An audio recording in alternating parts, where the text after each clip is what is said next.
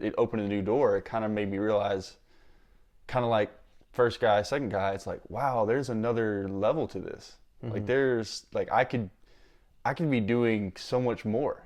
And now I can, it was just like kind of the first taste of like, wow, I really haven't been working that hard. Like, I thought I was, but I wasn't.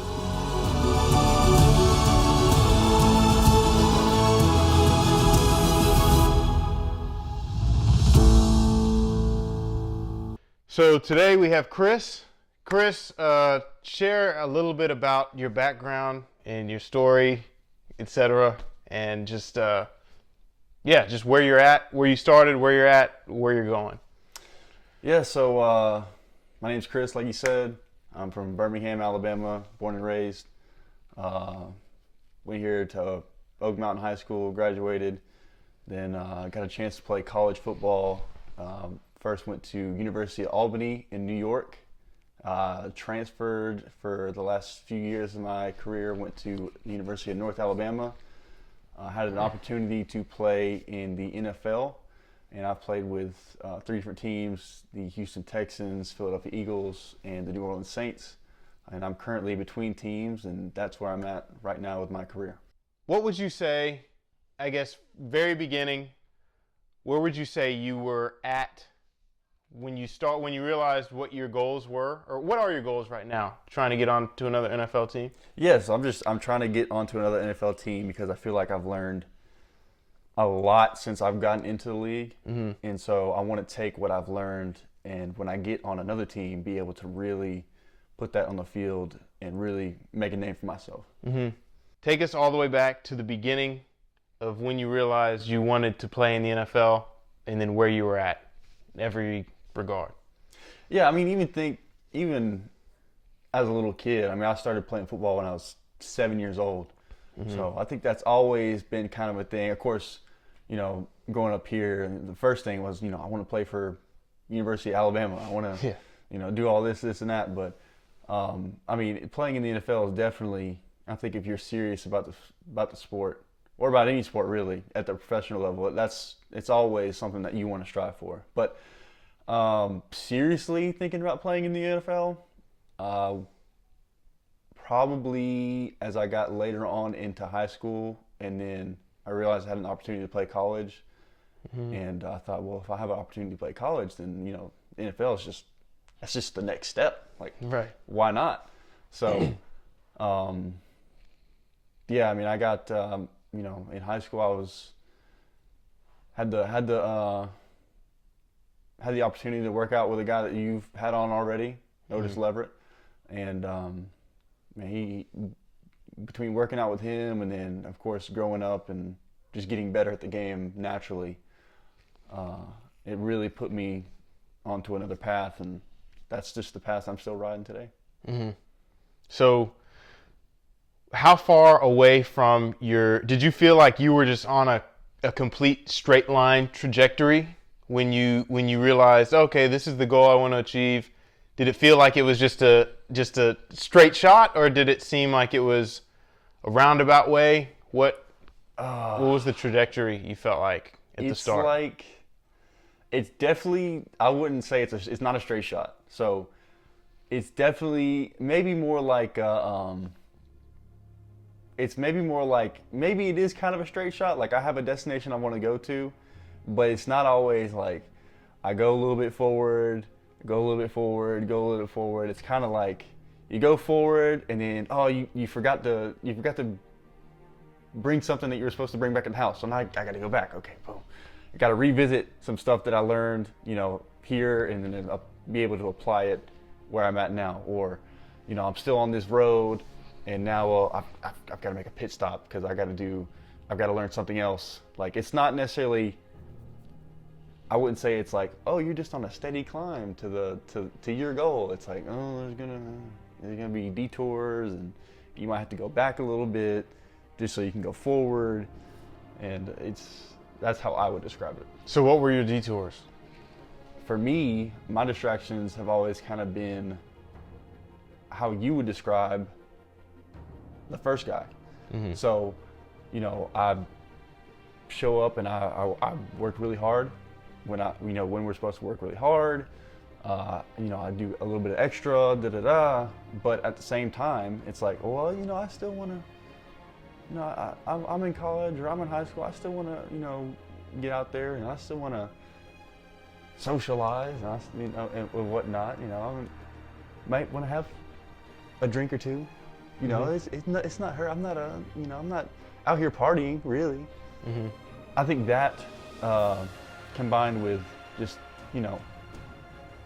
regular stuff like maybe some procrastination. I don't want to do that. I might say I'm going to go work out, and then I wake up the next morning and I'm like, oh, I might want to go back to sleep. But I just think things like that, and then I've progressed with those distractions as I've gotten older, but they don't always go away.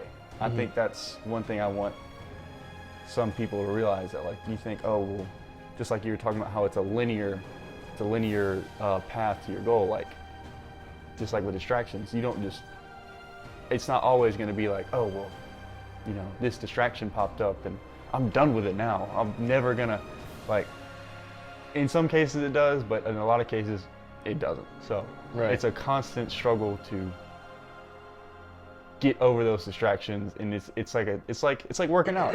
If you as long as you are diligent about it and you work out, you'll see the results. But if you stop working out, if you pay attention to the distraction, it could be just like working out. Like, oh, okay, well then I'll just do it once.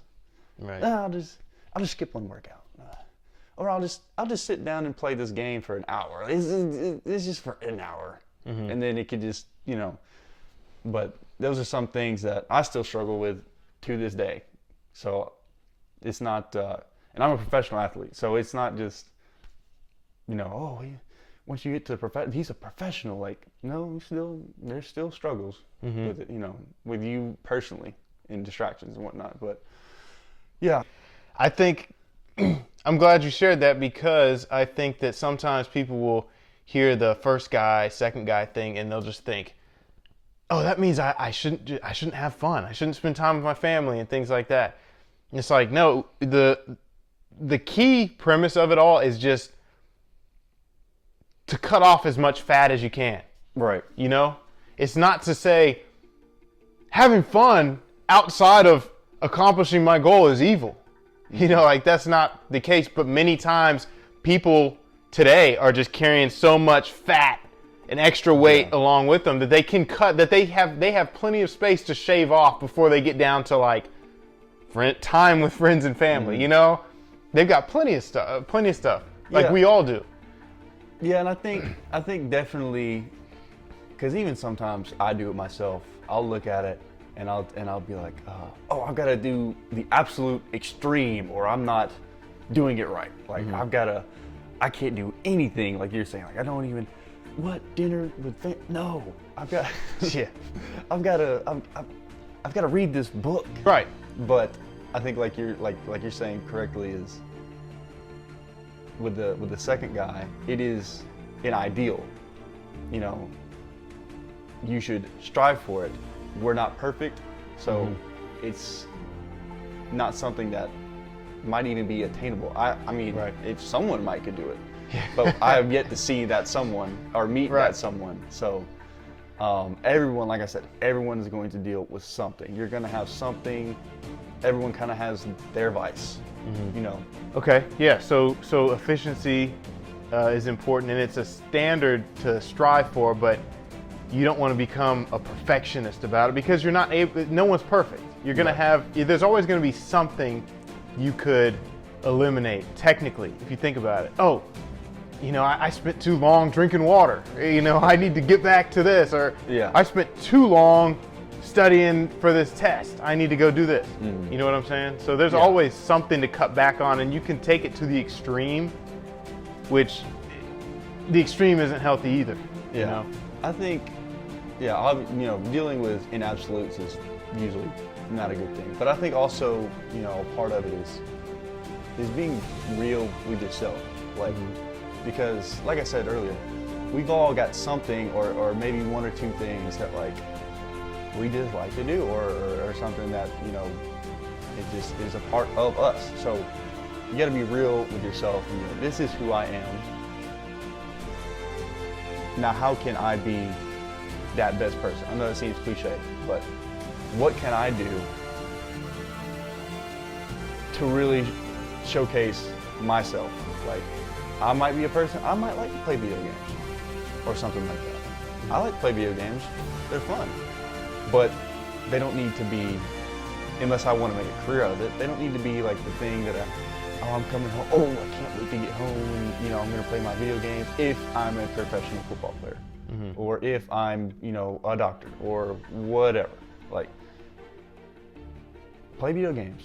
Do whatever. If you like to, have a drink at night, do it. But let's not make that our main priority when in reality, our main priority needs to be what we are trying to accomplish. Right. And it's kind of like you don't want to put a label on something as just bad activity. Yeah. Don't do that anymore. But it's once that activity gets to a point where it's actually distracting you from your goal. Like the first guy, he realized a lot of times people think, oh, I'm living kind of a balanced life, but then they realize, oh, now it's crunch time, and they put it into another gear, and it's like, oh, well, that other gear could have been there the whole time. And that's kind of what that second guy is that other gear, where it's not unhealthy, but it's like that other gear. And so I'm glad you're making that clarification, because I think if people take it to the extreme, it could be unhealthy, because it's like, well, I'm not doing anything except this. Right. And you go crazy like that. Absolutely. I know when in college we used to, like during fall camp, I would honestly get footballed out after a while. I'm like, man, I gotta watch a movie or something, because I've seen too much film, practice, pads, everything. Like, I need to see something not football related. Oh, absolutely. It definitely happens. Yeah. So, yeah, especially if you're somewhere isolated doing something for so long, for so many hours of the day, it's gonna happen. No matter how much you think you love something, eventually you've got to do something that just you can take a deep breath and be like, okay. So yeah, you're absolutely right. Absolutely right about that. And so, since you're on personally, technically anyone could talk about the theoretical stuff about second guy, first guy, whatever. What is your personal story? Let's start high school, right? What was your athletic story like in high school? Yeah, so I grew up playing football for the most part. I played a little bit of everything else, but mostly was football. I grew up in a football family, so, and I grew up hearing stories about my brothers playing football and whatnot, and of course grew up an Alabama fan, so it was like every Saturday, boom, football. So yeah, definitely was. Some people say it's in my blood. It's in my blood. But yeah, I got to high school, and I was this tall, kind of lanky, not very strong, kid, and I just loved playing. I just loved playing, and the first 2 years of high school, I was played pretty well. Freshman team, JV, got a little bit of varsity, but nothing crazy. But here's where I'll link it back to another guy that's been on the show, Otis. When I started training with him, I started kind of seeing, it's almost like when someone opens a door, it's like, oh, well, I didn't even know this stuff was in here. Like, yeah. Well, there's this whole nother room. It opened a new door. It kind of made me realize, kind of like first guy, second guy, it's like, wow, there's another level to this. Like there's, like, I could be doing so much more. And now I can, it was just like kind of the first taste of like, wow, I really haven't been working that hard. I thought I was, but I wasn't. So from then on, it just kept getting better and better. So junior, senior year, the leaps from freshman and sophomore to junior and senior was just, relatively astronomical. And so that's how I got my opportunity to play in college. And I took what I got there, or what I've learned through high school, and was able to apply it to college. However, just like I was saying, it's not a linear path, and I'm just going.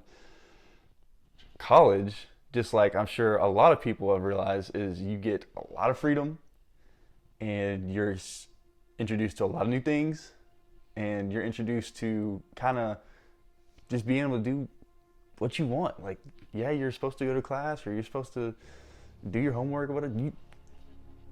No one's, mom and dad aren't there to tell you, the coach isn't going to make you do your homework. So it's like, now me personally, I never had a problem really with, making the grades or whatnot. But I think the distractions came along with the actual training part of it, because Did you say the actual training part of it? right, because Okay. when I went from high school, it was like, okay, I went to practice, went to school, trained, went to practice, went to school, trained, and it was always, it was kind of like that. I didn't have too many distractions.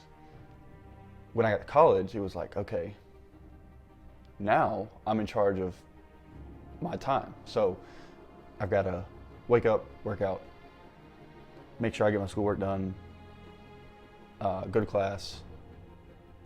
Then I got to go, do all my classwork. Then I got to go to practice. Then I got to do all this stuff. And it's like, wow, I'm kind of tired. Or maybe I want to play a video game. Or maybe I want to go out. I want to hang with my friends, something like that. And it's like, it's like a slow, it's kind of like when you go to the doctor and you have like, you get one of those IV bags or whatever, and it's like a slow drip. It's like kind of like a slow drip of like, I just don't know if I want to do that right now. Yeah. I don't know if I just kind of want to. I already did so much today. Like, and so I had to learn, and it took me quite some time. I mean, probably a couple years of college. Like, you got to put first things first. I mean, and like I said, it's always, distractions always there. So just because, I may have been able to correct those things myself or get better at them doesn't mean that I didn't have to deal with the distraction. It was still there. But you have to consciously make it up in your mind, like, okay, I know this is a distraction, but I know from my past that I now have the knowledge from my past that when I did that, it didn't turn out well. So I've got to overcome that. That's why I say it's not a linear path, but sometimes you got to go back. You got to go back and be like, okay, I've already been here before, and I'm having to go back and realize what happened last time so that I can go forward now. Because if I don't, I'm either going to stay where I'm at or I'm going to continue to go backward. And I won't be able to reach my goal, which is what you want to do. So Right. I was able to, get better at dealing with my distractions. And that's what ultimately allowed me to have an opportunity in the NFL. And like I said, professional athletes still got to do distractions. Doesn't matter. New set of distractions along with the NFL too, or any professional athlete. So you got to get used to those as well. But that's kind of my progression with. I'm talking about dealing with distractions because that seems to be the main theme. But like, if you're gonna shoot to be a second guy, that's what the whole thing is about: is getting rid of your distractions and making sure that you're making your goal the priority versus making some smaller other things a priority in the short term. So you mentioned about getting from a first guy to a second guy. There's backtracks and getting rid of your distractions. What about getting towards your goal? What were some of the things? Were there ever times for you where it looked like, man, NFL just looks out of the picture right now? Yeah, I wouldn't say that I felt like the NFL was out of the picture for me. Now I will say, so I'll discuss how I transferred. Freshman and sophomore year played Auburn and New York, Division I team, Division I AA team. My sophomore year, my dad had two kind of funky heart deals they called flash pulmonary edemas. So that's the family is very important to me. So that already kind of put a little bit in my head that I wanted to kind of be closer, spend some time closer to family. And then on top of that, just things just weren't really working for me at Albany. What wasn't working for you at Albany? I just, it wasn't really a good atmosphere for me. So Albany's kind of a party school, so that's one of those kind of things I'm talking about, distractions. It was like, oh, it's always a party school. People just are wanting to party here a lot, which is fun. It's college. But if you want to get to where you're going, partying is one of those things that can trip you up, of course. So that, along with just, just not feeling like it was the right fit for me, I really felt like I would be better suited somewhere else and closer to home because of my dad's health problems. So when I did that, when I put in my transfer letter, I didn't get to play what would have been my true junior year. So I had to sit out for that entire season and off season as well. So it gave me an opportunity to take a step back from the game, and I actually got a job. I got a job at an academy of sports and outdoors. And there, it gave me some insight about why I was doing what I was doing. So I got to talk with a lot of people that worked there and kind of get, what was their story, in short spurts. But I remember talking to a couple people, and one of them was saying that she was this close to finishing her degree, and she wanted to do this, and this with her degree, but just some little thing tripped her up, and she never finished. Or she wanted to go back and finish, but she just never, actually went and did it. And I was like, you know what? Like, I don't want that to be my story. Like, I want my story to be, I had this setback, but now I'm gonna persevere, and I want to keep working towards what I want to keep working to. So it gave me an opportunity. I trained that whole season and off season, and this is when I went to North Alabama. I was able to take that and what I learned in my year off and really apply that to North Alabama, and I had by far best season of football I've ever played. My junior year and senior year was when I had the opportunity to continue to showcase that I was able to play in the NFL. So that's one of those things I talk about reaching back. I really reached back my junior and senior year to what I did my freshman and sophomore year and said, okay, I got to cut some of this out, and I've got to take what I've learned in my year off and really apply it here. And I also told myself, I want to play in the NFL, I want to do all these things, but I want to make sure that I enjoy myself while I'm doing it. And if I do or don't make it, I want to have fun. So I'm going to take all this stuff I learned and I'm going to have fun with it, and we'll see where it goes. And lo and behold, worked out. So that's kind of one of those things where I reached back and did back on my path and reached back, and it allowed me to move forward. Kind of like when you have a tangled up cord, you can't just pull one end and the other end. You got to sometimes you got to weave it back through the other way and everything just to untangle it. That's I think that's like a perfect example. Like it's you got to kind of work your way in and be like, oh, okay, that's where it was. All right, I fixed it now. Okay, let's fix this one too, and then eventually you get it back. Like, okay, Right. now this is great. But I will say to the audience, it's really about being completely honest with yourself, because a lot of times I think we fall into the trap of you know, if we're not where we want to be, it's, you know, it's just the way it is, or it's, you know, someone did something that, you know, I couldn't get to my goal because Like this it's someone happened. else's fault. Yeah, someone else's fault or something else, or, you know, someone, and, you know, oh, well, this person, you know, they said they were going to do this and they didn't do it. They're fake, you know, da da da. And, you know, I just don't think that's always the case. I think the first thing we need to go back to is be completely honest with yourself. Like, did I really do what I said I was going to do? Did I really? I said I put everything into it. Did I? Like, did I really put everything into it? You know, be brutally honest with yourself, because that's the person that you need to hold accountable. Like, people or something might happen outside of your control, and you can blame that all you want, but there's also these little bitty things all the way along the way, you know, that add up.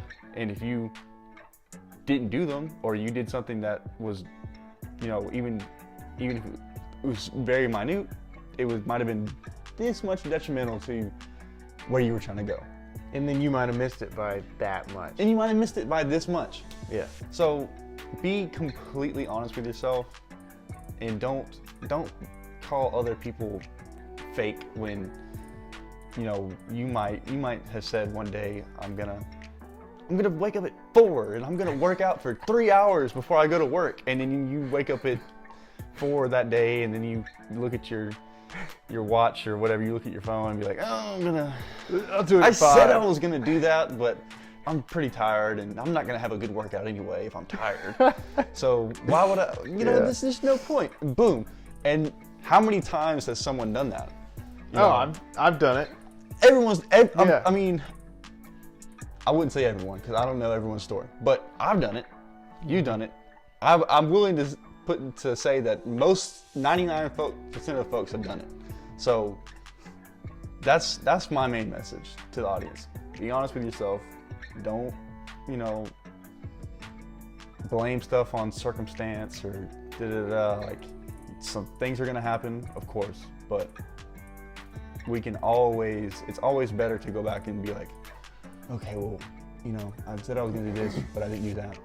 Well, now I can, if I'm being real with myself, you know, I can really, do I really want it? Like, I might have made that mistake, but now am I gonna make it again?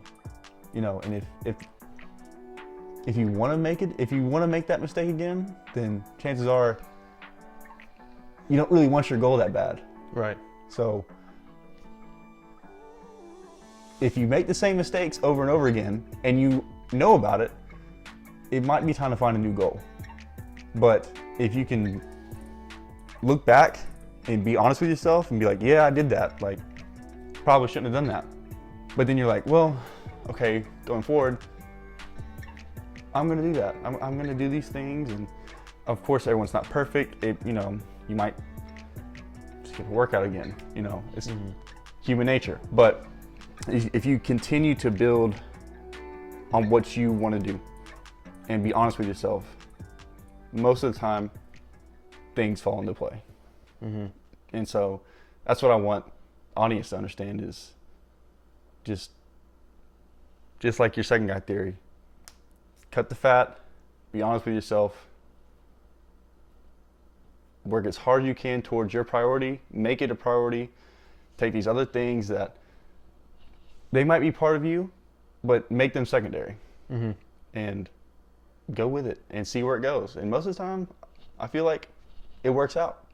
Yeah. It's worked out for me so far, you know, even with my distractions and my pitfalls and all the other distractions that I can go back and look back at. If you continue to fix them, most of the time, you're gonna end up in a good place. I'm Chris Johnson. I'm a father, fiance, professional football player, and I am the second guy.